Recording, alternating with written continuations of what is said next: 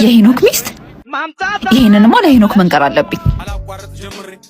ይስ ዛሬ አንላቅቃት። ልፍልፍ እባክህ ዝም ብለህ ትጫወት። ሄኒ አቤት። ሚስትህን አንዱ ቤት ተሸክሞ እያስገባልክ ነው። ማን ነው?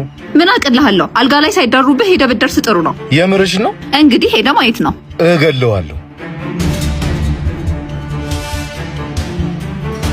ይሄ ነው እሱ ነው። ይኸው እንዳትለቀው።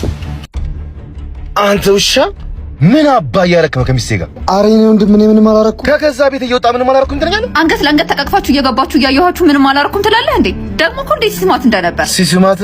ኧረ እኔ ባለ ትዳር ነኝ እና የሰው ትዳር ነው መጥበጥ ነው የመጣው። ምንድነው ከሚስቴ ጋር ያለ ነገር? እንዴ ማናት ሚስትህ? አሁን አቅፋት ያስገባሃት ናታ። ኦኬ አንተ ነህ ባሏ? አዎ ምን ነው አላገባውም ማለች። መንገድ ላይ ድፍት ብትል ራሱ አደርስላትም ማለት ነው።